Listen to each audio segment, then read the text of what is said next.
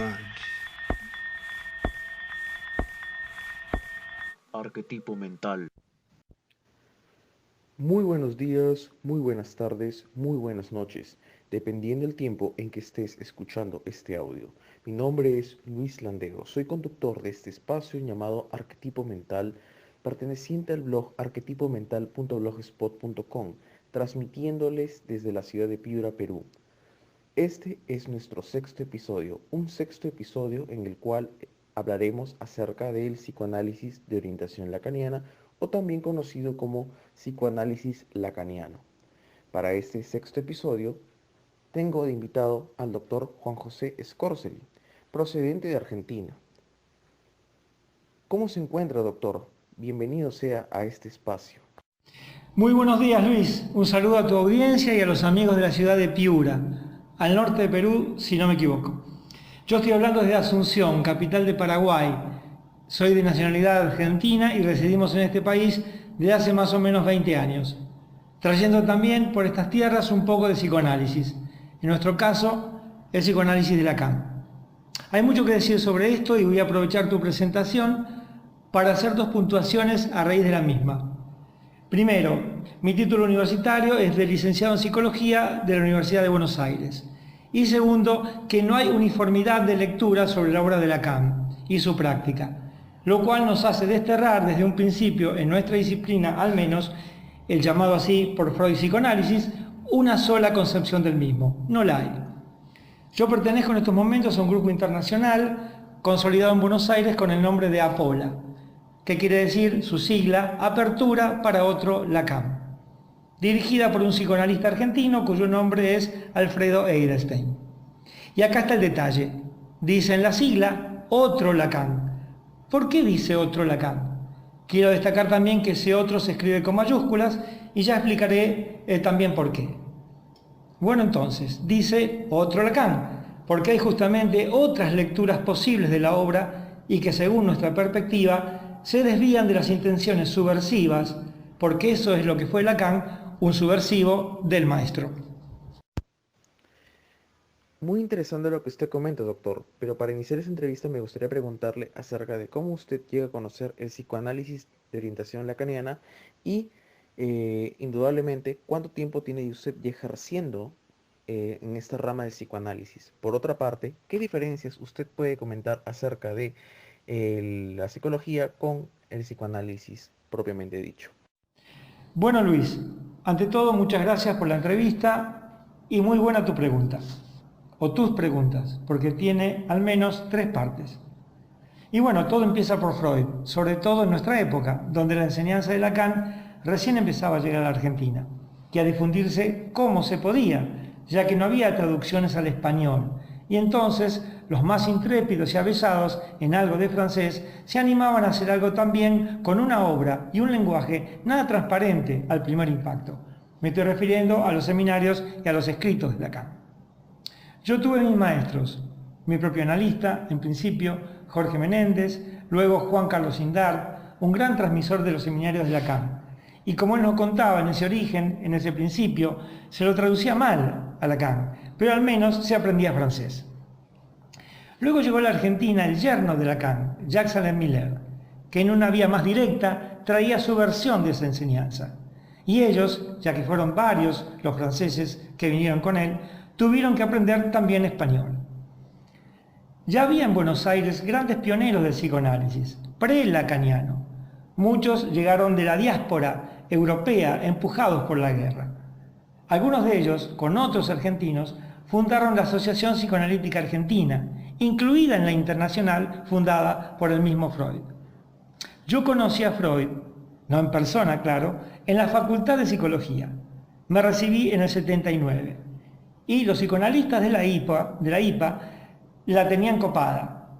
Luego llegó Lacan, tampoco en persona, sino sus textos, que había fundado su propia escuela en París, en disidencia con la IPA, de la cual lo habían expulsado por sus heréticas teorizaciones que iban más allá de Freud. En suma, la IPA funcionaba como una iglesia. En Argentina, entonces, un grupo de interesados fundan la Escuela Freudiana de Buenos Aires, lacaniana, y liderada por Óscar Mazota. Yo hace 40 años más o menos que practico el psicoanálisis, no siempre en la misma línea teórica. Actualmente trabajo en relación a un grupo de Buenos Aires llamado Apola, como dije, que rescata lo más original de la propuesta de Lacan, sin confundirla con el legado freudiano.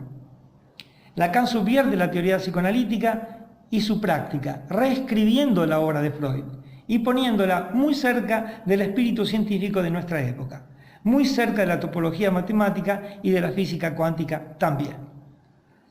Yo estuve muy enganchado en un principio con la difusión de Lacan que hacía Miller, como dije, su yerno, quien a partir de la escuela fundada por Lacan, él también fundó una red de escuelas en todo el mundo, lo que hoy se llama Asociación Mundial de Psicoanálisis. En Argentina, en relación a esa misma red, se funda la EOL, Escuela de Orientación Lacaniana de Argentina. Yo fui adherente a esa escuela durante 3 años desde Paraguay. Viajé también a París antes de su fundación, allí donde se gestaba toda esta movida. Me entusiasmaba la idea de fundar una en Paraguay, pero eso era y es aún muy difícil por aquí, ya que ese concepto no existía cuando llegamos por estas tierras y era rechazada esta oferta, esta concepción de la cosa. Todavía no se estaba allí. Y aquí viene tu pregunta sobre las diferencias entre psicología y psicoanálisis. En Paraguay todo estaba y está muy mezclado.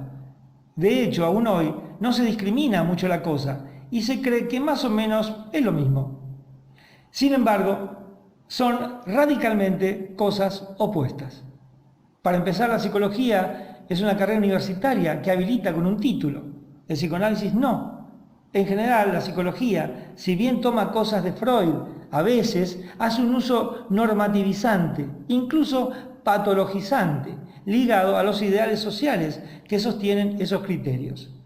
También debemos decir que en Freud hay cierto apoyo teórico para usarlo así, un uso ayornado de la teoría freudiana que comulga con una distinción sano-enfermo social.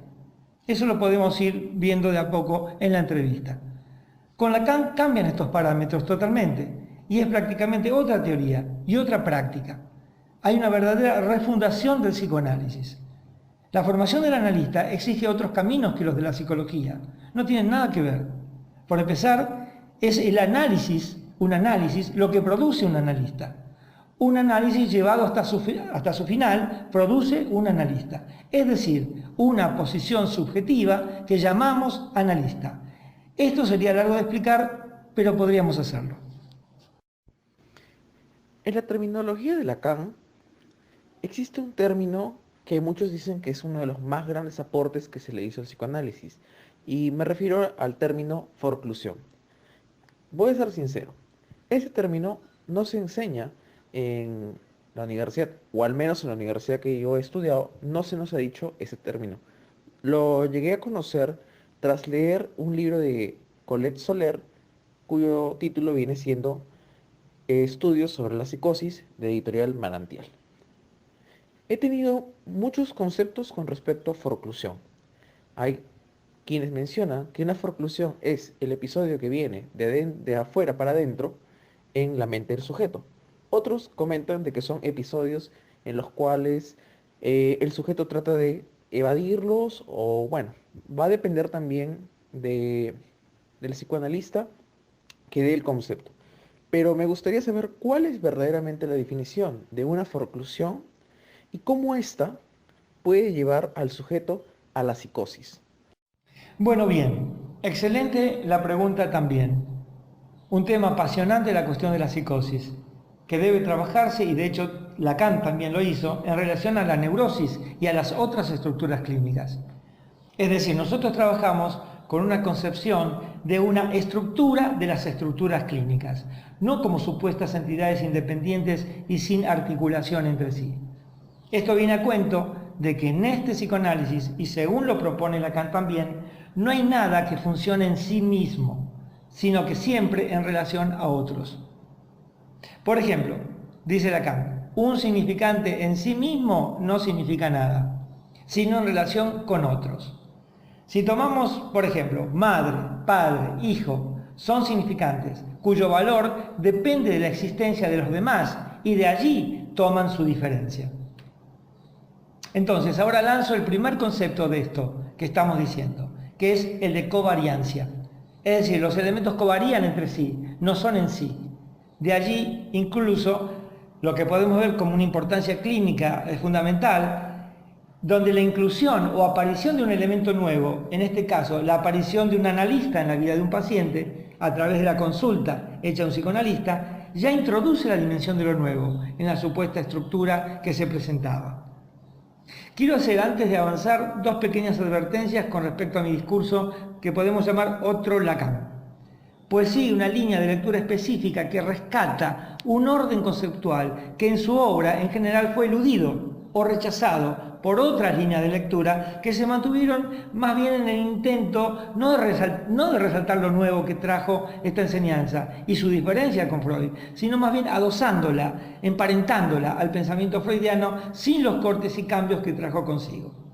Lo que podemos llamar entonces una línea freudo-lacaniana, así, todo junto, freudo-lacaniana, es decir, donde desaparece casi lo radicalmente subversivo del pensamiento de Lacan. Resalto también que el sintagma orientación lacaniana es reservado para la transmisión que realiza Jacques Alain Miller sobre la enseñanza de Lacan, que él llama su orientación lacaniana, Miller digo, y que podría inscribirse en esta línea freudo-lacaniana. Por nuestra parte, y para distinguirnos de esa propuesta que consideramos tergiversa algunas indicaciones precisas de Lacan, preferimos solamente hablar del psicoanálisis de Lacan o la enseñanza de Lacan. Esa es la perspectiva que seguimos en Apola bajo una propuesta de lectura realizada por Alfredo Edelstein, como ya había dicho. Quiero considerar que la diferenciación no es por un tema de opiniones sobre la obra, sino sobre indicaciones textuales, citas, es decir, a la letra, que fueron obviadas o no tenidas en cuenta por las otras corrientes. En este asunto donde, por tal vez cierta fidelidad a Freud, se termina siendo infiel al psicoanálisis, destruyendo sus novedades radicales. Bien, entramos entonces al apasionante tema de la psicosis, sin olvidar que Lacan, en la perspectiva que seguimos, venía de la psiquiatría y hace su pase al psicoanálisis ya en su tesis doctoral sobre la paranoia de autopunición, o el llamado caso Aimé, que son sus antecedentes, lo primero que escribe Lacan antes de lanzarse plenamente al campo del psicoanálisis. Lacan estaba entonces muy cerca de los fenómenos psicóticos, por llamarlos así, eran su escuela clínica. Freud no, nunca tuvo pacientes psicóticos en tratamiento. Y el caso Schreber, su caso principal sobre psicosis, que analiza Freud, es sobre las memorias escritas del mismo paciente. Aclaramos que Schreber fue el presidente de la Corte de Apelaciones de Dresde en Alemania. Bien, forclusión es un término que viene de la jurisprudencia y quiere decir esas pruebas, por ejemplo, que ya no pueden entrar en un expediente porque llegan tarde, fuera de los tiempos previstos. Es decir, es aquello que no ingresa, queda forcluido. Lacan quiere traducir así por forclusión, esto lo hace en su seminario sobre la psicosis del año 1956, el término usado por Freud, Verwerfung, que Freud lo usa para la psicosis pero también para otros casos, queda medio confuso. Verwerfung es un término alemán que se traduce por desmentida. Pero vayamos a lo esencial. La estructura que sostiene el andamiaje neurótico, la ley que ordena los significantes y permite inscribir la falta en la estructura, es lo que Lacan llamó nombre del Padre. El nombre del Padre es una función dentro de la metáfora paterna, que consta al menos de 4 elementos. La confusión y la mezcla que se hizo con Freud fue la siguiente. Atenti con esto es central. Fue suponer que el nombre del padre era equivalente al padre real, de carne y hueso, que ponía límite al deseo de la madre de hacer de su hijo un falo y al hijo prohibiéndole su deseo llamado así incestuoso. Entonces, si este padre no funcionaba bien y no imponía la ley, teníamos algunos problemas, entre ellos la posibilidad de una psicosis. Bueno, entendamos, Lacan revierte todo esto y lo deja patas para arriba. ¿Por qué? Porque para Lacan el Edipo es un mito, pero no es la estructura, no es la base, es el mito neurótico de responsabilizar al padre o a la madre por sus padecimientos en la vida. Para Lacan el nombre del padre viene ya con la estructura, pero también puede no estar, puede no venir. Si no está, hablamos de forclusión del nombre del padre. En esa estructura es forclusión del nombre del padre. Igual ya veremos que la psicosis no es exactamente una estructura, no cumple con esos requisitos, pero no importa hoy ese tema. Entonces, esta forclusión del nombre del padre tiene un efecto muy preciso, que es la abolición de la significación fálica. La significación fálica, que es la estructura fundamental del deseo para el sujeto humano. Como nosotros no tenemos instinto, eso ya no está perdido, y no somos animales en ese sentido, nuestra sexualidad, nuestra organización del deseo, incluso nuestra vitalidad, dependen de la función fálica, que es activada por la presencia del significante del nombre del padre en la estructura.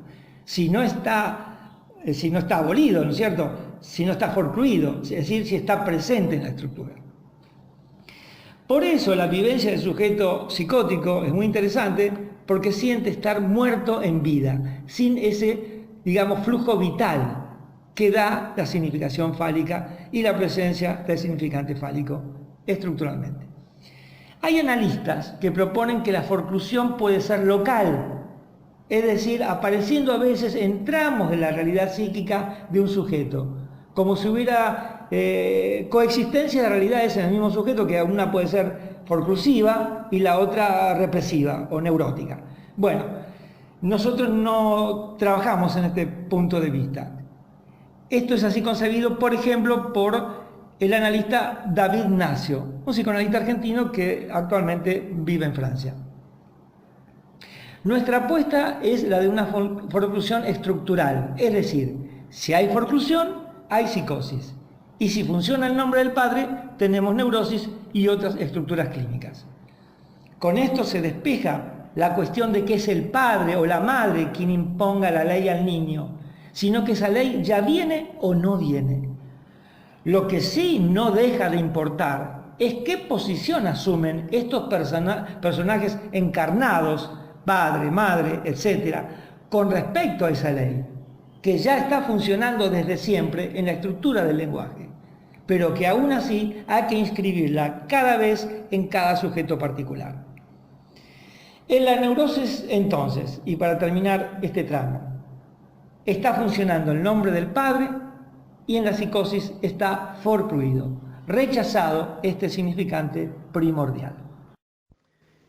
En el psicoanálisis se puede decir que existen dos puntos que se estudian en los pacientes, y los cuales vienen siendo el de la neurosis y el de la psicosis.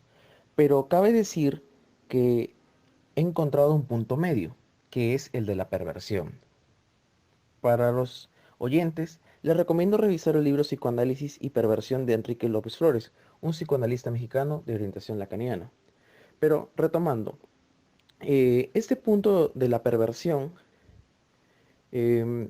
lo digo que está en un punto intermedio porque según otros textos dicen que el neurótico sí reconoce su problema, mientras que el psicótico no reconoce su problema. Y es curioso porque hay muchos pervertidos que piensan de que su perversión es algo normal y por ende no necesitan ayuda psicológica. Mientras que otros sí buscan esta ayuda psicológica. Por otra parte, encontré terminologías como el fantasma neurótico y el fantasma psicótico. Por ende, también supongo que existe el término de fantasma perverso. Pero la pregunta es, ¿cómo se desarrolla la perversión en un sujeto? ¿Y cómo ve el sujeto al otro para cometer un acto de perversión? Aparte, reconozco que también Lacan hizo estudios al Marqués de Sade. Entonces, ¿cómo también ve a Lacan la perversión del sadismo? Bueno, vamos con las perversiones entonces. Importante temática también porque hay mucho prejuicio sobre esto y se la usa a veces incluso como un insulto, confundiéndolo con la posición psicopática o con el cinismo también. Aquí también hay una vuelta de tuerca con respecto a la posición freudiana. Freud decía que su mecanismo, el de la perversión, esencial, era la renegación.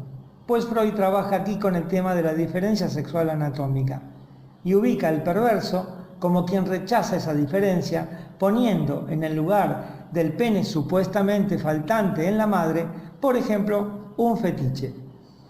El perverso es el que se las arreglaría en la satisfacción sexual con algo concreto. Pueden ser zapatos, prendas íntimas y otros detalles, con lo que se desprende de su relación con los otros, produciéndose placer. Pero vamos por partes, como diría Sade. Primero, que a diferencia de la psicosis, estamos frente a una estructura, y en la psicosis no. O sea, la perversión es una estructura. En la psicosis no, por carecer justamente del nombre del padre, un elemento abstracto añadido a lo simbólico que produce que la realidad del neurótico sea cerrada, aunque abierta al otro. El secreto de esto está en la figura topológica que usa Lacan para representarla, el cross-cap. Bueno, esto es más complejo, pero sigamos adelante. En la psicosis, en cambio, los límites aparecen abiertos, no están cerrados, están infinitizados, que es una característica fundamental de la psicosis, la infinitización. Esto para tenerlo en cuenta y anotarlo. La infinitización es propio de la psicosis. La realidad cerrada es propio de la neurosis. Volviendo a la perversión, entonces, dijimos que es una estructura. Entonces, por ende, porta la ley y el nombre del padre. Lacan transforma la palabra perversión en perversión en francés. O sea, en la traducción castellana quedaría como una versión del padre. Una versión del padre, entonces, y no una estructura sin ley y sin nombre del padre. Pero entonces, ¿cuál es la diferencia con la neurosis? Bueno, acá vamos a incluir la cuestión del fantasma y su escritura. Es un tema delicado, hay que tener paciencia para ir captándolo de a poco. Tomamos el tema del fantasma. Para hacerlo simple, el fantasma es lo que sostiene el deseo. Es una definición. El fantasma sostiene el deseo. Y consta de dos elementos. Es una formulita que escribe Lacan para representar lo que sostiene el deseo, y lo escribe de esta manera. Consta, de dos elementos diferentes pero articulados, que se escriben, lástima que no podemos hacerlo en una pizarra, de la siguiente manera. Una S tachada, una S como si fuera del ser, tachada. O sea, una S con una barra que la atraviesa. Luego se pone un rombito que se llama losange, si quieren saberlo, que indica que está en relación con otra letrita que se escribe A minúscula. O sea, S tachada en relación a esta A minúscula. ¿Y qué quiere decir esta A minúscula? Objeto del deseo. O sea, sujeto barrado en relación al objeto del deseo. Eso es el fantasma. Y toda esta fórmula, S barrada, rombito, A minúscula, va entre paréntesis. Esta es la escritura que da Lacan para el fantasma en la neurosis. Esto es simple. El sujeto del inconsciente se escribe siempre dividido. Por eso escribe una S tachada, barrado, porque está dividido entre significantes. Lacan lo escribe S1 y S2. Significante 1, significante 2 y en el medio sujeto dividido. O sea, no es un sujeto unificado. O sea, este sujeto siempre está entre. No es como el yo, que intenta unificarse, resolver esa división estructural del sujeto con algún tipo de componenda ideal, por ejemplo, o identificatoria de alguna clase. Por ejemplo, yo soy esto, yo soy aquello, con el nombre propio o con la nacionalidad, soy argentino, yo soy peruano. O sea, define una especie de ser que unifica al sujeto. Y para resolver artificiosamente esta falta en ser. La clave en toda la estructura, en la obra de Lacan, es que hay falta en ser. que no hay un ser esencial. Esto es lo estructural del parlante ser, o parletre, como diría Lacan, donde no hay esencia, no hay ser de base, sino simplemente ser de palabra, seres de palabra, sin sustancia ni anclaje biológico. Esto con respecto al sujeto que nosotros estudiamos, que es el sujeto del inconsciente. No estamos hablando de sujeto encarnado, como cuando hablamos de parlante ser. Bien, quiero recordar algo más, que en el caso de la psicosis, ¿por qué no es una estructura? Porque no se puede universalizar su posición, sino que los casos son siempre uno por uno, según la solución particular que cada psicótico haga con la falta universal del nombre del padre, que es el nudo, digamos, normativizante en su posición. Entonces, cuando este nudo universal del nombre del padre no está, este elemento, digamos, que hace nudo, se habla de suplencias del nombre del padre, invenciones que cada psicótico, que cada cual hará con esa falta del elemento normativizante. Bien, volvamos al fantasma para determinar la perversión. En la neurosis, el hablante ser o el sujeto encarnado se posiciona en el fantasma en el lugar de ese barrado, en el lugar de la S tachada. Quiere decir que, hablando mal y pronto, que la persona se ubica como deseante. Eso quiere decir también barrado, dividido, quiere decir deseante, frente al objeto que le causa el deseo. ¿Qué sé yo? Un muchacho ve a una chica que le gusta, se pone nervioso, se divide, y ahí tenemos un ejemplo de sujeto barrado, rombo A, causa de deseo en esa chica, por ejemplo. En cambio, en la perversión, el sujeto, el hablante ser, para ir manteniendo nuestra nominación correcta, se ubica no en el lugar del sujeto barrado, se ubica en el lugar del objeto del deseo, lo que llamamos A minúscula, cuando escribimos la fórmula del fantasma. Entonces es él el que intenta producir en el otro, en el semejante, la división subjetiva. No es como el neurótico que él se divide frente al objeto, sino que el perverso se coloca en el lugar del objeto para producir la división del otro. Es decir, intenta dividirlo, como en el caso típico del exhibicionista, que abre de repente su sobre todo frente a las niñas que salen del colegio, mostrando sus partes íntimas, intentando causar la angustia del otro, el horror, la sorpresa de este partener ocasional. Aclaremos que este ejemplo es un poco viejo y no sé si hoy en día tendrá algún éxito su acción, pero, y aquí viene lo más importante, todo esto en la perversión se hace en relación a un supuesto otro con mayúscula, al que el perverso sirve o es esclavo, a la manera de un Dios al que él se ofrece como esclavo para producir la falta en los demás y la angustia.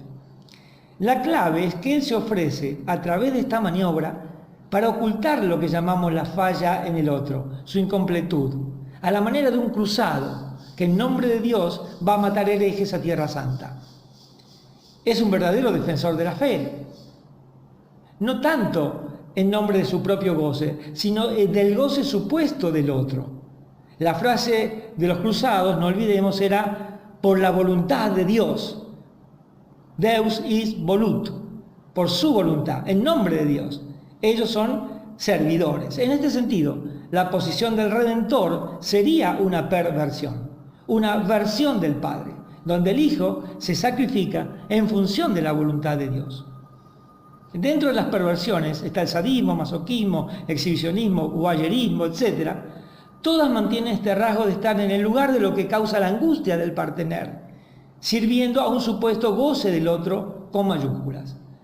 Salvo el caso especial del fetichismo, cuya fórmula es igual que en la neurosis, o sea, la flechita va de sujeto barrado hacia A y no al revés, como en la perversión propiamente dicha, pero el objeto se ha convertido en un objeto tridimensional, como dijimos antes, la prenda íntima, lo que sea, concreto, generalmente, cercano a la piel, con el que obtiene placer, como dije, independizándose de esta manera de los demás.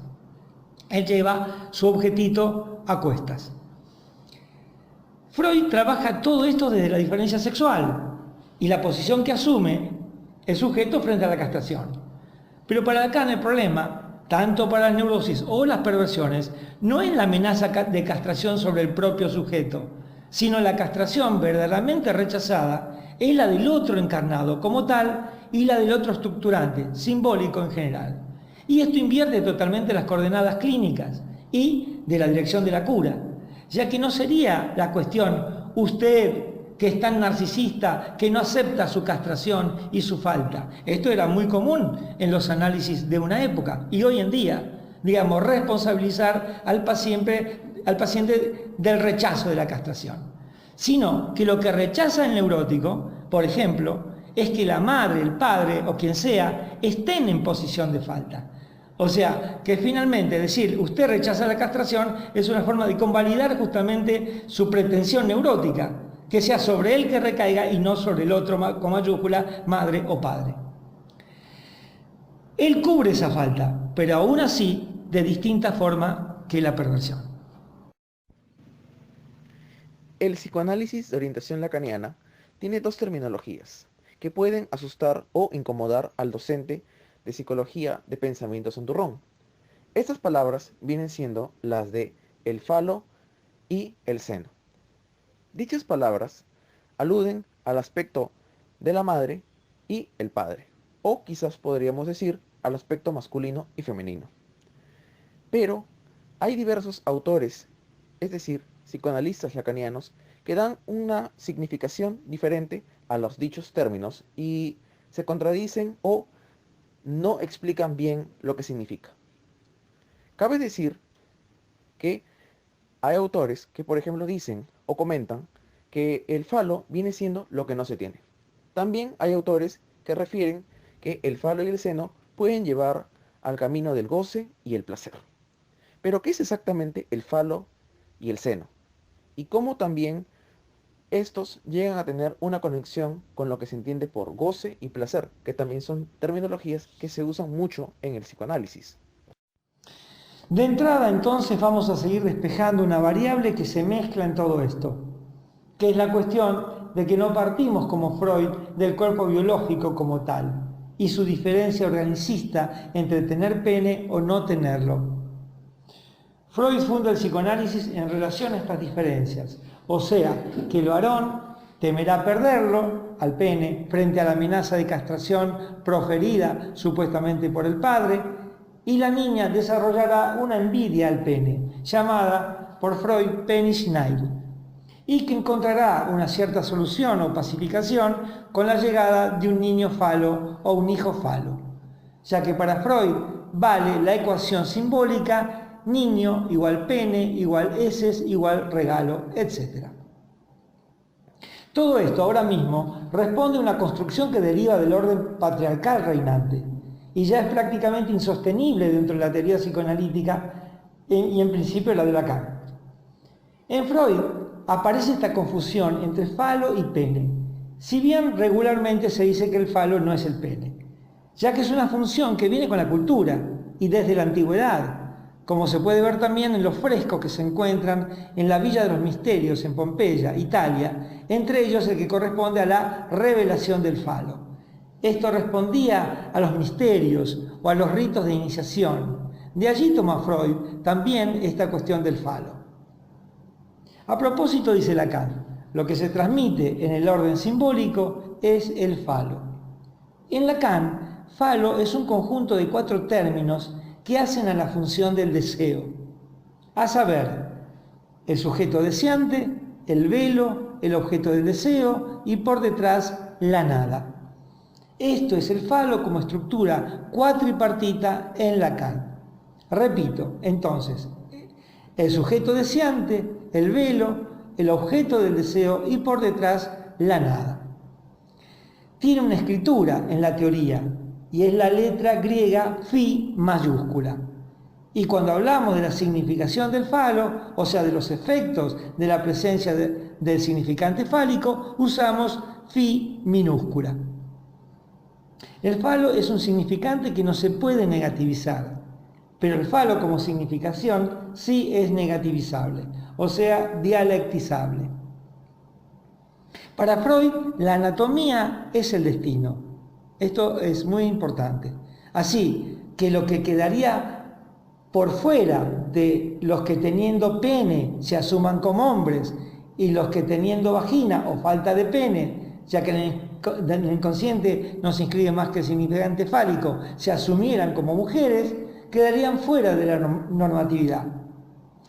Nada de esto es así para Lacan y su teoría. Incluso él dirá que a la mujer no le falta nada, pues no parte de los cuerpos biológicos y sus diferencias e interpretaciones sobre los mismos. Y por ende, la anatomía en Lacan no es el destino. Por eso habría múltiples respuestas sexuadas según la incidencia del significante en cada particularidad subjetiva, según la constelación familiar y social, más la respuesta o maniobra del sujeto respondiendo a ella. Por lo tanto, gays, travestis, heterosexuales, queers, intersexos, etc., serán variaciones de respuestas posibles y no patologías que no respondan al binarismo establecido por el orden patriarcal reinante, basado en esa diferencia orgánica de los cuerpos biológicos. Es decir, Freud entra desde la sustancia, como dijimos, y Lacan entra desde el significante, desde el lenguaje y el otro. Esto también se ve en el concepto de pulsión. En Freud hay una pata de ella, de la pulsión, que se asienta en el cuerpo orgánico, como una bisagra con dos campos, el psíquico y el orgánico. En cambio, en Lacan pone a la pulsión totalmente del lado del aparato significante. Podemos decir que Lacan desbiologiza el psicoanálisis, poniéndolo en relación a las ciencias conjeturales. Lo desustancializa, podríamos decir también. Es verdaderamente una antiontología. Con respecto al goce, y mejor llamado gozo en la teoría de Lacan, no responde a ninguna satisfacción del orden de la carne o corporal, biológico, dejando para estos placeres comunes el nombre de goce. Y como dije, gozo para lo que Lacan concibe como tal en su teoría. Entonces tenemos goce para los placeres comunes, pero gozo es el nombre de su teoría específica sobre el goce. El gozo como sustancia propia del significante, que él llama la sustancia gozante. Lo que nos podría aclarar mejor esto es tomarlo desde las dos sustancias cartesianas, la res pensante o cogitans, que corresponde a la conciencia o al yo, y la res extensa, que corresponde a los cuerpos tridimensionales. Pues bien, Lacan agrega entonces una tercera sustancia, atención con esto, que no corresponde ni al yo, ni a la conciencia, ni al cuerpo tridimensional. La sustancia gozante, entonces, es la sustancia propia del significante y del inconsciente, que no es ontológica, como dijimos, en el sentido material, sino más bien lo que corresponde a la ousía en Aristóteles, es decir, una predicación.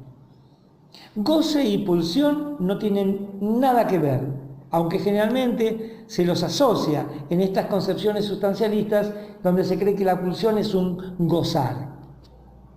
Y para finalizar, dejo una definición de goce que es un tanto compleja, pero es para pensar e investigar de qué se trata en esta teoría novedosa del goce que destaca Lacan. Y dice así: el goce es el lugar donde se manifiesta el no todo de la nadificación del ser por parte del significante.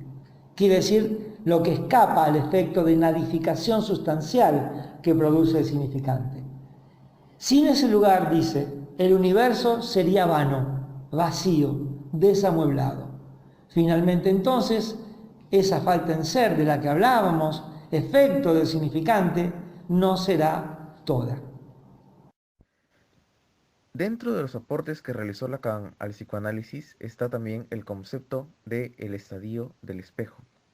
De hecho, he tenido la oportunidad de revisar en una biografía de Lacan que mencionaban acerca de esto, lo cual refería que es una forma en la cual el niño, el infante, se reconoce a sí mismo a través de su imagen proyectada en el espejo.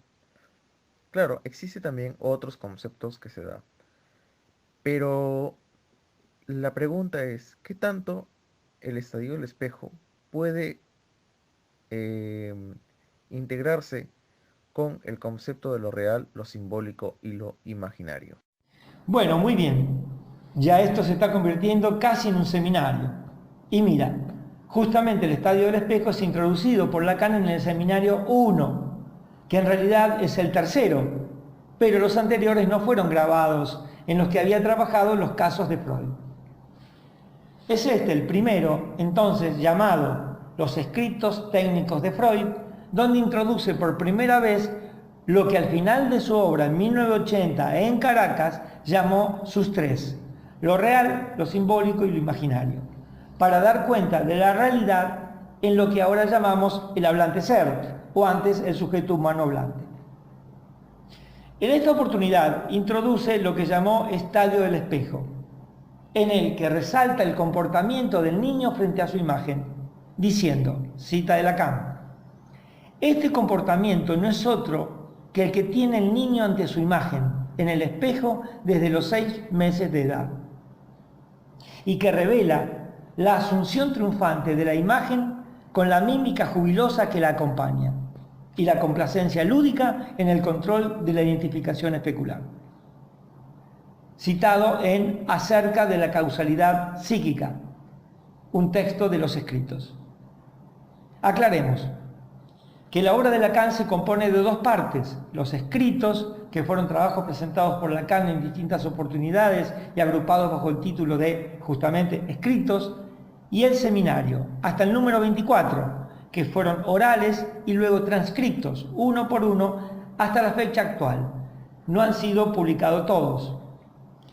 Esta obra quedó a cargo de Jacques Alain Miller, pero hay también otras versiones, incluso mejores y más completas actualmente, que la que realiza Miller.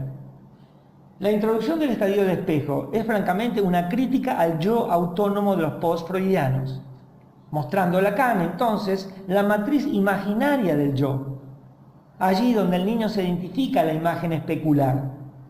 En este momento de su teoría, utiliza la cuestión biológica del atraso del desarrollo del neuroeje con respecto al desarrollo de la visión.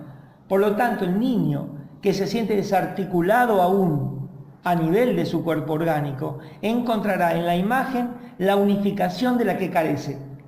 De allí la cuestión de ese jubiloso ajetreo que presenta al verse reflejado. A esto Lacan lo llama alienación, la alienación imaginaria, donde se cumple aquella frase de Arthur Rimbaud: yo es otro. Debemos decir que la conceptualización de este efecto lo acerca al concepto de alienación de Marx y Hegel, no así en el otro concepto de alienación que hemos nombrado como propio de la constitución del sujeto del inconsciente, efecto de los significantes. Son dos conceptos distintos de alienación en el trabajo de Lacan. Esta es del estadio del espejo, corresponde a la alienación imaginaria del yo. La otra corresponde al par alienación-separación para la constitución del sujeto.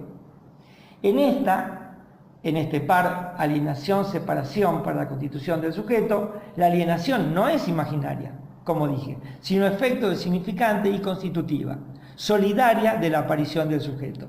Y la separación, el otro elemento del par, que corresponde a la operación de salida de lo que llamaremos el factor letal del significante, a través del encuentro con la falta del otro y su deseo. Bien, dicho esto, pasamos a explicar más o menos qué modelo usa Lacan para dar cuenta de los avatares de este estadio del espejo. Él usa el modelo óptico.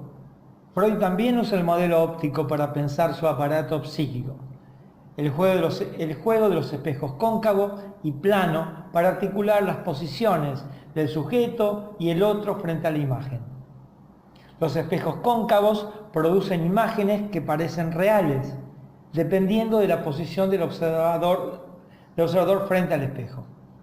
Diremos también que más allá de ese júbilo ante la presencia del otro especular, nace la tensión agresiva, ya que ese otro, puede ser también otro niño, parece poseer en esa imagen de completud algo que él no tiene. Es decir, esa imagen salvadora que rescata de la insuficiencia biológica, a la vez se convierte en un factor de agresión. A la vez que esa imagen unificada oculta que el otro también porta un desvalimiento.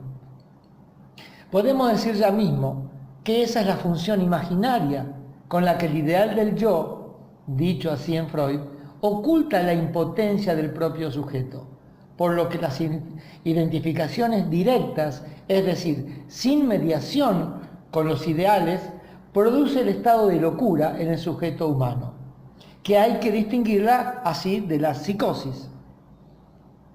En la psicosis, como dijimos, hay forclusión del significante del nombre del padre, alterando la significación fálica y por ende la posición vital del sujeto. Pero la locura tiene que ver con las identificaciones directas, sin mediación, como dijimos, con el ideal. Pero ¿cuál es la mediación? La mediación es la relación con el otro encarnado, vale decir, el lazo social. Estamos en una época, y ya la presentaba así Hegel, del cual Lacan extrae las posiciones subjetivas de la locura, en la época del individualismo moderno. Las posiciones subjetivas de la locura son, en Hegel, el alma bella, la infatuación, el misántropo, reflejadas en muchos personajes de la literatura, como por ejemplo Don Quijote, Fausto, etc., que podemos sintetizar en esta frase que propone Lacan. Si un hombre cualquiera que se cree rey está loco, no lo está menos un rey que se cree rey. Aquí vemos la función de la locura en el creérsela, y toma también como ejemplo a Luis de Baviera II, el rey loco. Lo importante de todo esto, pues no vamos a poder explicar aquí las complejas relaciones entre el esquema del ramillete invertido, que corresponde a la óptica, y que Lacan convierte en el esquema del florero invertido, para mostrar cómo juegan los objetos reales que en la óptica están representados por las imágenes engañosas que se producen frente a un espejo cóncavo, como dijimos, y los objetos virtuales del espejo plano, que en un sentido no es engañoso. En la imagen del espejo cóncavo se produce algo que parece estar allí, frente a nosotros, que es real, y podríamos agarrarlo, tomarlo con nuestras manos. Pero más allá del juego de las imágenes, aparece un elemento central, que es aquel que regula lo que vemos, que está dado por la función del otro con mayúsculas. Las mayúsculas tienen que ver con elementos simbólicos en Lacan y también con figuras significantes de autoridad.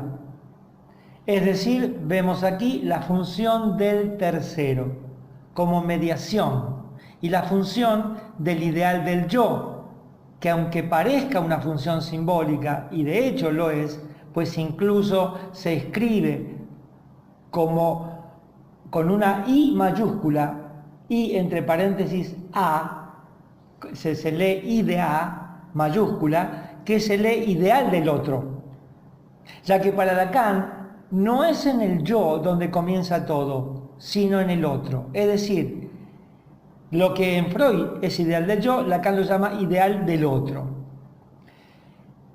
En este caso, el ideal del otro tiene que ver también con una función imaginaria que podemos llamar idealizante, que más oculta que lo que revela, pues oculta el verdadero estado del sujeto, que es la división.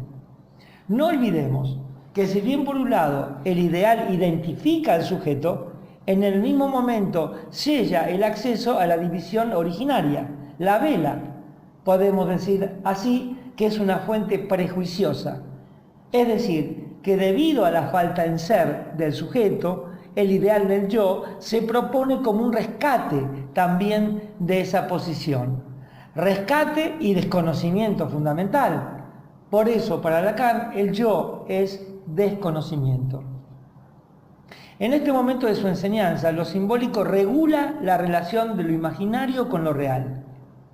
Acá hay un punto muy importante a destacar, y es el posible y esperable pasaje de una moral que hay que situarla en el plano de los ideales, a una ética, que concierne al acto en torno al deseo prescindiendo del ideal. Voy a cerrar esta parte de la nota con una cita de Lacan que tiene que ver con esta ética, y es esta: de lo único que se puede ser culpable es de haber cedido en su deseo, haciendo la salvedad de que este deseo es fundamentalmente inconsciente, por lo que no puede confundirse ni con un capricho ni con un querer cualquier cosa. Es función de un análisis y de la posición del analista localizar, en relación incluso de la historia y del discurso del analizante, el acto que más se acerca a lo concerniente al objeto de su deseo. Nada más por ahora sobre esto, pero sí quiero aportar algo fundamental, que tiene que ver con el engaño de lo que vemos en el espejo. Y es que, para Lacan, el cuerpo que vemos reflejado allí es engañoso, pues no es una imagen real directa, sino que está intermediada por la mirada del otro, y por detrás por los ideales que la sostienen. Ya que no hay imagen pura, toda imagen es hija de un ideal. Digo esto por los estragos producidos, por ejemplo, en los casos de anorexia, donde el sujeto se ve o ve allí algo que incluso los otros no ven así. Por eso, esa tendencia a la delgadez al infinito que intenta compensar una obesidad imaginaria. Tenemos que advertir del engaño que introduce la imagen en el sujeto humano. Lacan es uno de los psicoanalistas que más utiliza el lenguaje. De hecho, sus teorías se basan justamente y se nutren en las teorías de Saussure. Por otra parte, utiliza mucho la metáfora y la metonimia. Lacan, de hecho, en un texto que tengo, que es una biografía que se le hace, menciona de que Lacan considera al inconsciente una forma de lenguaje. También, Lacan, aparte de ser un aficionado a la lectura del Marqués de Sade, que es francés, también le gusta y tiene un interés por la poesía, la filosofía y claramente por las obras y los escritos de Edgar Allan Poe. De hecho, hace una interesante descripción de algunos de los cuentos como proyección del inconsciente de el mismo Edgar Allan Poe. La pregunta sería, exactamente, Lacan, ¿qué vio en el lenguaje? Y por otra parte, ¿se puede decir de que el inconsciente en el lenguaje busca dar un discurso a través de la dialéctica? Bueno, estamos en el corazón de la obra de Lacan entonces, la cuestión del lenguaje. Sin rodeos digo la frase central de todo esto en boca de Lacan.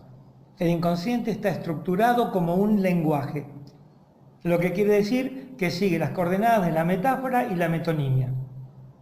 Justamente llama metáfora paterna a la operación de metaforización, valga la redundancia, del deseo de la madre, ubicando su objeto como falo.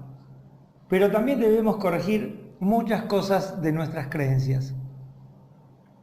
El inconsciente para Lacan es el discurso del otro, el discurso sobre el otro, con mayúsculas, en su doble acepción, el otro encarnado, que para el niño funcionó como tal, y el otro estructural, del lenguaje y sus leyes, frente al cual se ordena este otro encarnado, vale decir, lo que nos muestra las relaciones de la madre o cualquiera que funcione en ese lugar con respecto a la ley, al nombre del padre, en este caso. Freud trabajó con un inconsciente que está adentro del sujeto. Ni siquiera él tenía el concepto de sujeto, vamos a aclararlo. Con Lacan se da un paso teórico extraordinario, ya que lo ubica en otra dimensión, ni adentro ni afuera. ¿O acaso el lenguaje está dentro de alguien? Siguiendo la premisa de que no hay sujeto sin otro, atenti con esta frase, el inconsciente no puede estar adentro de nadie. Invitamos en la sesión analítica a que el paciente hable de su otro, ya que es en esa escena, en esa otra escena, como la llama Freud, donde se desarrollan los acontecimientos que modularon el deseo del sujeto. El deseo está incidido, modulado por el otro, desde el origen. Allí se jugaron sus opciones, sus elecciones fundamentales, frente a lo que podemos llamar la maniobra del otro, la oferta del otro. Siempre a este otro lo escribimos, insisto, en Lacan con mayúsculas. Es el otro estructural o el otro que encarnó la transmisión de la lengua materna para el sujeto. Es decir, doble vertiente, estructural y el que representa la estructura, el que encarna la estructura. Cuando hablamos de sus semejantes, de los compañeros, de los amigos, escribimos otro con minúscula. Y lo escribimos con la letra A minúscula, correspondiente a la palabra otro en francés, otro. También esta letra A minúscula, Lacan la va a usar para escribir al objeto, que llamará también A, objeto A, en sus dos vertientes, causa de deseo y también objeto A como objeto del deseo, y deben distinguirse. El objeto A, causa de deseo, es la pura falta, que engendra la misma estructura significante. Por eso no es que en la escena analítica haya en juego dos sujetos con dos inconscientes, como antes se creía utilizando una topografía individualista, tipo bolas de billar cerradas que pueden chocarse. La topología que Lacan usa para pensar el inconsciente es una teoría de superficies, vuelvo a repetirlo, sin interior ni exterior, y bidimensional. Por lo tanto, aunque haya dos parlantes seres en la escena analítica, representados por el analizante y el analista como encarnaciones del lenguaje, hay verdaderamente entre ellos solo un inconsciente, un sujeto y la posibilidad de ubicar progresivamente en la escena el objeto A, causa de deseo y objeto de deseo. Podemos decir que eso habla entre ellos, sin que nadie sea el autor. Podemos decir, por eso decimos eso, el dueño de ese discurso. Nadie es dueño del discurso. El analista trabaja teniendo en cuenta la inclusión de sus propias palabras como parte del material, como también se decía, o mejor dicho, del asunto, del tema, del sujet, sujeto, que en francés remite también, como digo, al asunto. Sujet, asunto. Vamos a deconstruir un poco más todo esto. Para entenderlo hay que distinguir sujeto, individuo y parlante ser. Bueno, hay una versión de sujeto que es la que usamos corrientemente, al decir, por ejemplo, este sujeto o aquel sujeto. Así también pasa con la noción de goce, y decimos gozar de las cosas, de esto o aquello que me gusta. Pero estas nociones no se corresponden con el uso específico que va a darle Lacan en la teoría psicoanalítica. Entonces, sujeto, que es dividido, y efecto del lenguaje, no tiene nada que ver con ninguna encarnación, tipo esta persona o aquella persona, tal como decimos en la vida cotidiana. El sujeto de Lacan entonces es efecto del significante y adviene dividido, estirado entre ellos, o sea, entre los significantes. El sujeto tampoco es el hablante ser, que se usa para designar, en este caso sí, una encarnación del lenguaje. Y dice hablante ser y no persona o individuo, por la connotación cerrada que implican estas concepciones. En cambio, parlante ser es una traducción del francés parler, quiere decir habla que crea ser. O sea, no es un ser que habla, sino es el habla la que va creando ser. Ser, entonces, de lenguaje. Esto es muy interesante, porque muchos traductores de Lacan han traducido, valga la redundancia, parler por ser parlante. Pero esto traiciona el espíritu antiontológico de la obra de Lacan, porque pone al ser primero y al habla después. Ser parlante se sigue allí manteniendo la ontología de algún tipo de ser con anterioridad al lenguaje. Digamos que el sujeto de Lacan es una suposición, un sujeto supuesto, que le anexamos al discurso del analizante. Suponemos un sujeto allí, y se lo escribe barrado porque cuando emerge o cuando decimos que está allí es a partir de un efecto de sorpresa, de boquiabierto frente al dicho, que puede ser un lapsus, un traspié en el discurso, algo inesperado, que rompe la trama del lenguaje consciente. Allí está el sujeto, decimos. Eso habla allí y allí emergió el sujeto. Entonces, en el sentido en que lo usamos en la teoría de Lacan, sujeto es también la aparición de sorpresa en el lenguaje y no es nada encarnado, nada con cuerpo 3D, ni nada fuera de discurso. En cambio, Freud plantea un inconsciente individual, un aparato psíquico dentro del individuo. Es decir, si bien concibió un aparato psíquico dividido en instancias, como el yo, superyo y el ello, lo concibió como interior al aparato.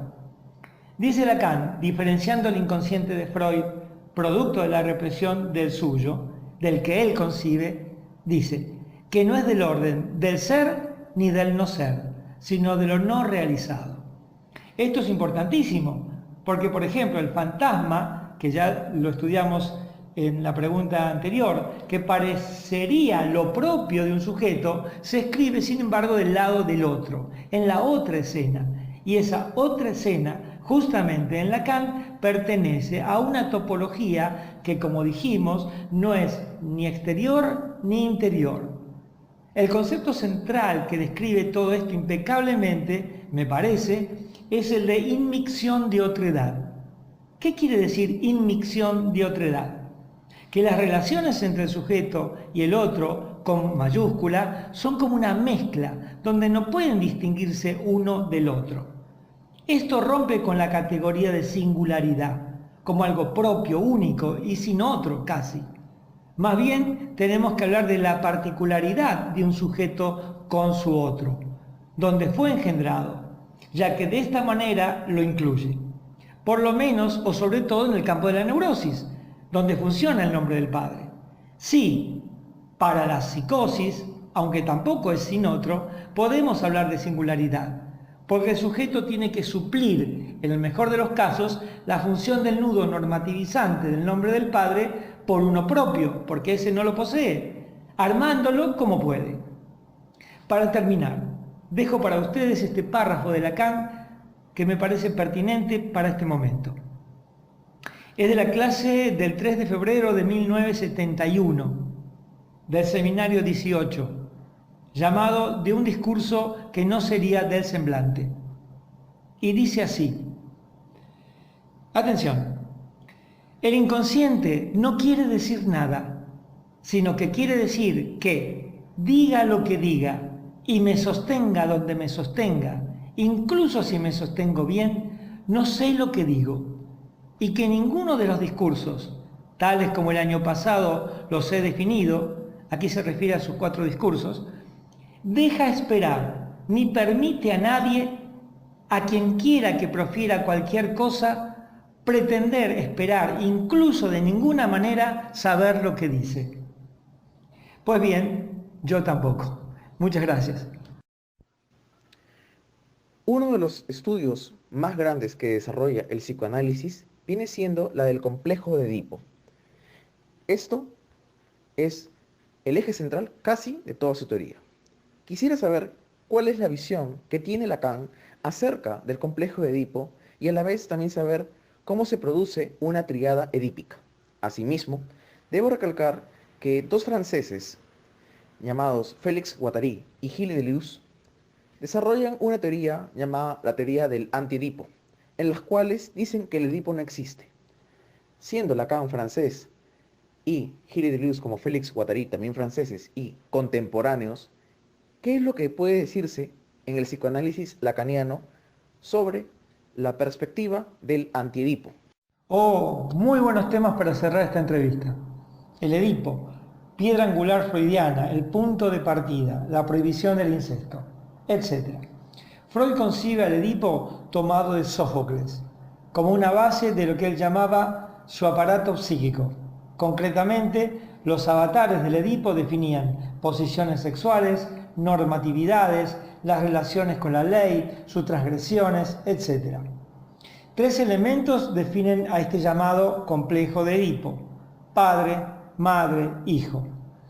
Si bien Freud lo toma de Sófocles, parece ser que hay una historia distinta de Edipo, anterior a la formalizada en el libro de Sófocles. Edipo, que había matado a su padre y luego casado con su madre, aunque sin saberlo, finalmente había consumado la predicción del oráculo, que le decía que mataría a su padre y se acostaría con su madre.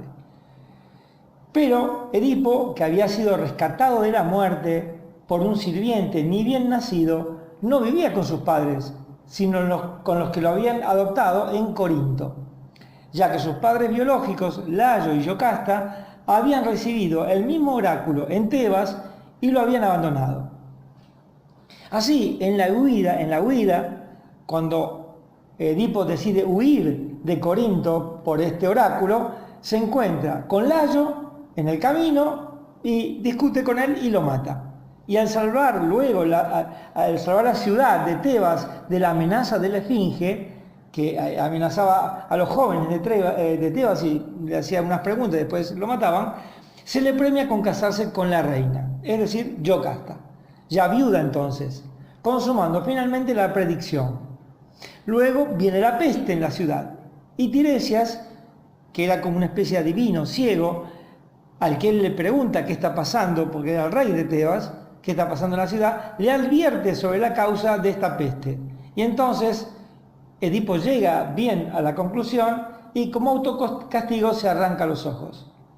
Pues bien, en ese otro Edipo anterior al formalizado por Sócrates, según parece, no se arrancó los ojos y se casó nuevamente con otra mujer y tuvo nuevos hijos.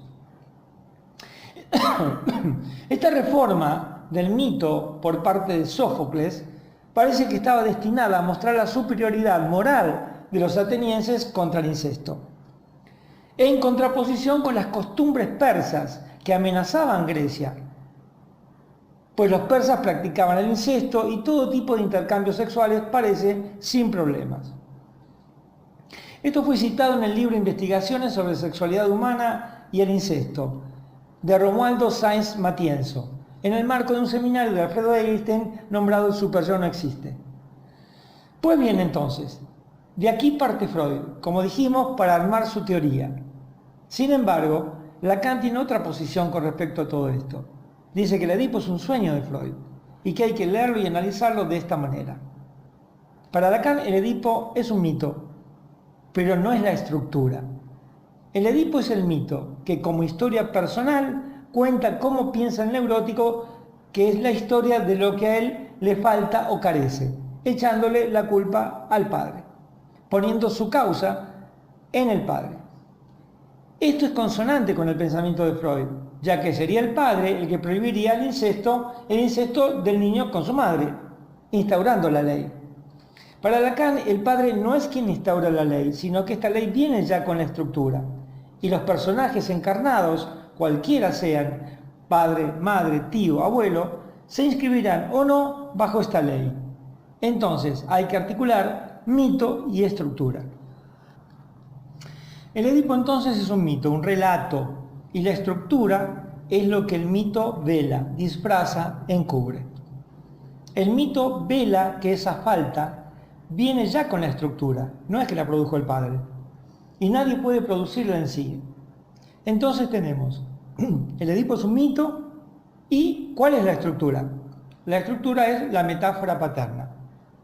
La metáfora paterna viene, como lo dijimos, del falo junto con el orden simbólico. Es un nudo, un cuaternario.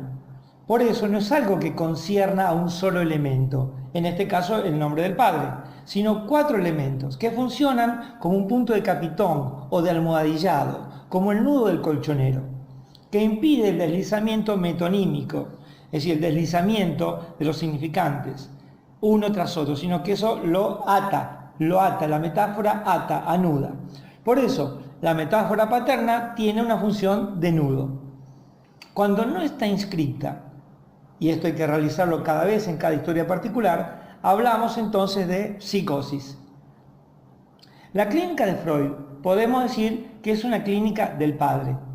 y los análisis freudianos en general eran conducidos hacia esa identificación, pensando que el sujeto estaba enfermo de un incesto no terminado de ser limitado, prohibido. La clínica de Lacan va más allá del padre, porque no es este el último elemento de la estructura. Por eso no es una clínica de la identificación, sino en todo caso de la desidentificación. Es decir, el pivote de esta clínica es lo que Lacan llamó objeto A, causa de deseo. Tendríamos que tener un tiempo para describir de qué se trata esto, que no es un significante, sino un objeto, el objeto causa. Y si bien implica en la neurosis la cuestión del padre, la clínica del objeto A es una clínica de la causa del deseo, no del sostenerse en las identificaciones que taponan su causa. Temas complejos sin duda. El anti-Edipo no es anti-Lacan, sino que Gilles Deleuze y Félix Guattari fueron no solo contemporáneos, sino discípulos, seguidores de la obra de Lacan. El mismo Lacan dice, el anti-Edipo fue escrito gracias a mi trabajo. Sus aportes fueron tomados muy en serio y valorados por Lacan. Ellos postularon lo que se llamó el esquizoanálisis. Eran profundamente anticapitalistas y su obra consistía en incitar a soltar las amarras del deseo, recuperando lo que ellos definían como las máquinas deseantes, producciones del deseo, flujos vitales, que no se dejaban encorsetar por el Edipo, como formación burguesa del sistema. Así decían ellos, por eso apelan a lo esquizo, a lo que no tiene límite ni ley, más que la supuesta producción del deseo como tal. Ellos decían que los que venían a consultar a un analista, por ejemplo, eran psicóticos con síntomas neuróticos. En eso consistía esa recuperación de lo esquizo, pero no tal como se daba en su forma patológica, la llamada esquizofrenia, sino aquello que, como en la esquizofrenia, se revelaba a todo límite, en este caso al límite sobre las máquinas deseantes. Dice Félix Guattari, citado por Alberto Sladogna en un trabajo que se llama Félix Guattari, Jacques Lacan, qué articulación, etcétera, etcétera. Dice así, el esquizoanálisis tiene como objetivo que la máquina revolucionaria, la máquina artística y la máquina analítica se conviertan en piezas y engranajes unas de otras. Sí, una vez más consideramos el caso del delirio. Nos parece que tiene dos polos, un polo paranoico fascista y un polo esquizo revolucionario. No deja de oscilar entre ambos polos. Esto es lo que nos interesa. La esquicia revolucionaria por contraposición al significante despótico. En cuanto a la responsabilidad o la irresponsabilidad, nada. Sabemos de tales nociones. Se las dejamos a la policía y a los psiquiatras de los tribunales. Muchas gracias. En este momento me gustaría hacer una pregunta con respecto a la sexualidad y la política bajo la visión del psicoanálisis. Me explico. Sigmund Freud, con sus teorías, dio un preinicio a lo que vendría a ser un despertar de la sexualidad. Wilhelm Reich ya menciona acerca de la revolución sexual. Claro, que indudablemente en San Francisco, con el movimiento de Anton LaVey, la iglesia de Satanás, o la iglesia de Satán, o mejor dicho en inglés, The Church of Satan, ellos toman de referencia a las teorías de Wilhelm Reich para dar a conocer una manifestación de revolución sexual, alegando de que todos somos pervertidos y nadie se salva a la regla. Para esto, en Francia, contemporánea con Lacan, Michel Foucault, en su libro La historia de la sexualidad, nos habla acerca de la hipótesis represiva hacia el sexo, tomado por grupos de poder. En lo que va del siglo XXI hemos visto indudablemente que el sexo y la visión sexual ha crecido. Claro, se ha ido a un plano más hedonista, más epicúreo, pero es muy destacable, y ahora viene el tema de la política, que por ejemplo, Argentina, que tras la toma de poder de la señora Kirchner, indudablemente después Macri, se ha mantenido un perfil bajo con respecto a la sexualidad y a mostrar una familia política netamente correcta. Pero ahora tenemos el caso de el hijo del veterano político y actual presidente de Argentina, Alberto Fernández, el cual es drag queen y homosexual. Para el psicoanálisis, ¿cómo es que surge la homosexualidad? Y desde un punto de vista político y social, ¿cómo repercute, obviamente socialmente, y políticamente, el que el presidente de Argentina tenga un hijo drag queen? Ya que, como vuelvo a repetir, se mantuvo un perfil, digamos, políticamente correcto a lo que debe ser la familia de un presidente o de una presidente de un país. Bueno, todo esto está en conexión íntima con lo que estamos tratando, que es la despatologización de cualquier modelo de sexualidad. Es decir, el pasaje de Freud a Lacan implica también dejar caer toda teoría normativizante del supuesto destino de los sujetos, que tendría que coincidir con su anatomía biológica, digámoslo así. Para Freud sí, la anatomía es el destino, es decir, que lo normal, entre comillas, tendría que ser casi teleológico, como si hubiese un fin en el recorrido, que los que tienen pene terminen siendo hombres, como su identificación principal, y las que tienen vagina arribar a ser mujeres también como su identificación principal. Y luego estarían los obstáculos que se presentan a este destino esperable. Esto, repito, cae con Lacan, porque en él la anatomía no es el destino.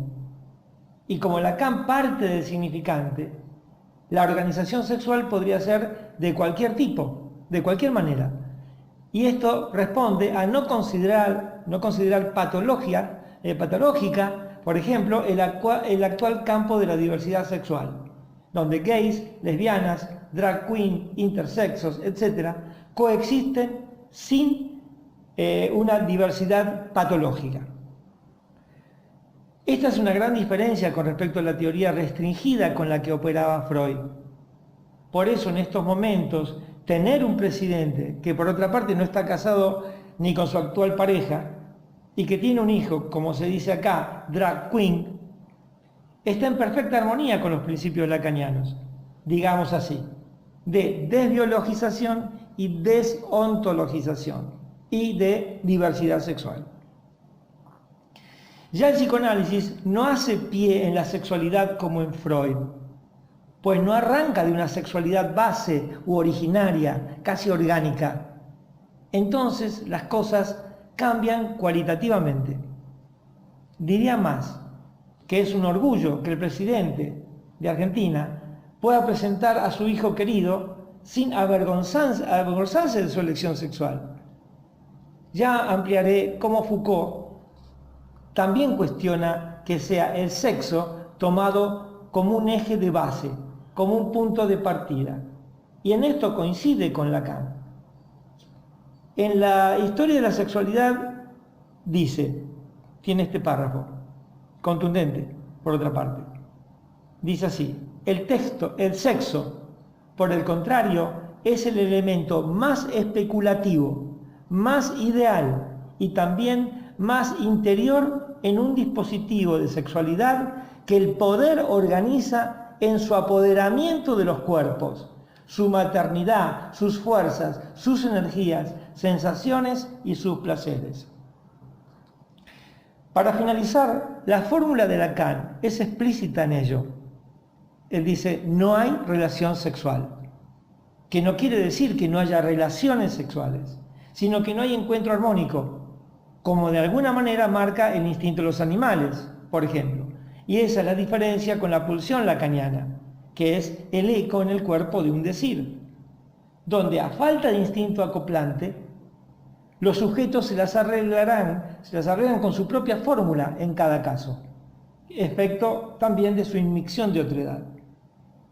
No hay coincidencia ni del sujeto con el sujeto, o sea, consigo mismo, es decir, no hay unificación subjetiva ni con el otro, ya que no existe para nuestra especie, por estar atada al significante, por ser efecto de esa trama, proporción sexual. Retomando acerca de que Félix Guattari y Gilles Deleuze, ambos admirados por Lacan, son anticapitalistas. Y es ahí cuando uno menciona la palabra anticapitalismo, se viene a la mente el término marxismo.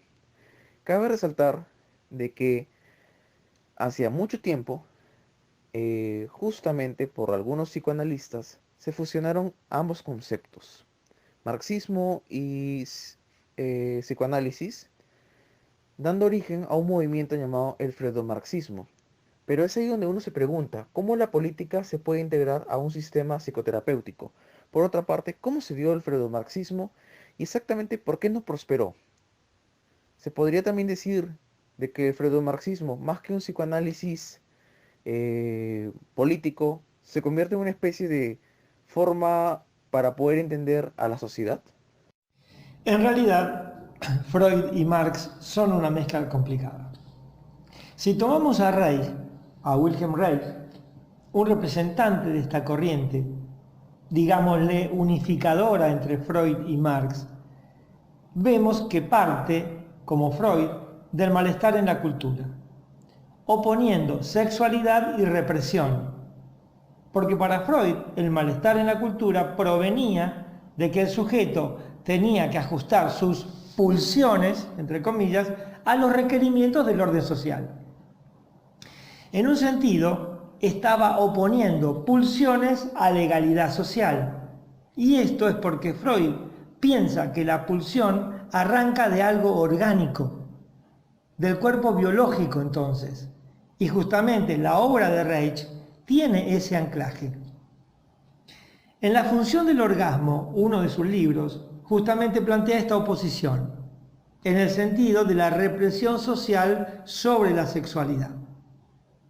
Lacan no plantea esto así, y tampoco Foucault. Lacan parte de una sexuación que se produce a nivel del significante, del lenguaje, y cuyo centro es el falo, el pudor, podemos decir también, totalmente alejado de cualquier sexualidad que nazca del cuerpo orgánico o biológico. Por otra parte, para Lacan el cuerpo es imaginario, y siempre dentro del nudo borromeo, imaginario, simbólico y real. Para Lacan, lo real no es el cuerpo, ni la sexualidad, ni el sexo. En esto coincide con Foucault, para quien el sexo es usado por la biopolítica para el control de los cuerpos en la sociedad capitalista, por ejemplo. Muchos lacanianos, por ejemplo, valga redundancia, dicen que el cuerpo es lo real, desvirtuando el pensamiento de Lacan, y toman al llamado goce como si se hablara del goce del cuerpo biológico, orgánico, tomándolo justamente, como dice Foucault, que se toma el sexo, como algo irreductible que hace pie en la carne, en el cuerpo biológico, que no sería efecto cultural, sino algo no dialectizable y resistente a cualquier elucubración discursiva. Esto es lo que Foucault dice, critica. Algo que en otro sentido da pie al racismo y a la xenofobia, etc. Es decir, a ubicar algo que sería como una especie de esencia en ese cuerpo del otro y su diferencia con los otros basada en ese registro biológico. Por ejemplo, dice Foucault en La historia de la sexualidad, su libro, no es el alma de dos civilizaciones o el principio organizador de dos formas culturales lo que intento expresar. Busco las razones por las cuales la sexualidad, lejos de haber sido reprimida en la sociedad contemporánea, es en cambio permanentemente suscitada. Recomiendo un buen artículo que se llama El honor político del psicoanálisis, de Alfredo Edelstein, publicado en la revista El Rey está desnudo de Apola. Ahora bien, esto no desarticula la política del psicoanálisis. El inconsciente es la política, decía Lacan. Y la pregunta entonces sería, ¿qué puede aportarle el psicoanálisis a la política? Como reflexionaba alguna vez el psicoanalista Jorge Alemán, ya que no se trata ahora de llevar la política al psicoanálisis. Recordemos que el psicoanálisis no es una cosmovisión de la realidad, una Weltanschauung, al decir de Freud, sino todo lo contrario. Otra traducción es una concepción del mundo. Yo diría que en este programa llamado Otro Lacan, que quiere decir simplemente que hay en Lacan otra lectura posible que la más conocida, ayornada o popularizada como freudo-lacaniana, y que se debe distinguir como la específica de Lacan, es decir, su aporte y diferencia con Freud. Entonces podemos preguntarnos lo siguiente: ¿cómo relacionar los principios del psicoanálisis de Lacan con los fenómenos políticos actuales en nuestras sociedades, sin que eso sea una transmigración abusiva de conceptos a campos que no los traccionan? Bien, hay 2 o 3 puntos centrales del psicoanálisis de Lacan que permiten esta transposición. Primero, que no hay sujeto sin otro. O sea, el planteo de una teoría que rompe con el individualismo, ya que no hay sujeto sin otro y en inmixción de otra edad. Es decir, que son indiscernibles sujeto y otro, sostenidos en una topología por fuera del espacio euclidiano y las concepciones newtonianas, desarrollado entonces a partir de teorías de la relatividad y cuántica. Me estoy refiriendo a este espacio de la otredad en inmixción. Segundo, en el principio es el verbo, es decir, una teoría no biologista ni sustancialista que evita la biopolítica. El psicoanálisis de Lacan, y esto no está en Freud, arranca desde el significante, no desde la sustancia o cuerpo orgánico. La pulsión misma es, en Lacan, el eco en el cuerpo de que hay un decir, es decir, en el sentido de, en el principio, es el verbo. Tercero, alienación y separación. Alienación y separación como operaciones lógicas para la constitución del sujeto, que evitan el evolucionismo sustancialista organicista. La teoría de Lacan es creacionista, no evolutiva. El lazo con el otro es determinante, de tal manera que al final de análisis, en el final de análisis, reenvía al sujeto a una mayor consolidación de la relación del sujeto con el deseo del otro, teniendo en cuenta que el deseo es el deseo del otro. La alienación, que quiere decir que el sujeto adviene por el significante, cuestiona la ideología de la libertad. Y la separación, que es el rescate del efecto letal del significante por el deseo del otro, cuestiona la ideología de la independencia. Estos son temas a desarrollar. Querido público, hemos llegado al final del programa. No sin antes invitarles a que revisen el blog arquetipomental.blogspot.com y síganos en Facebook, en la página Arquetipo Mental, de Facebook, indudablemente, el fanpage. Justamente, ya para finalizar, agradezco al doctor Juan José Scorseli por habernos dado su tiempo. Doctor, muchísimas gracias por haber podido responder todas esas preguntas. Para finalizar, ¿tiene algún comentario que acotar para poder dar sello final a este programa acerca del psicoanálisis lacaniano? Y claro, reconozco que todavía hay muchas cosas que saber del psicoanálisis lacaniano. Y bueno, ante todo, muchas gracias por la invitación a compartir este espacio.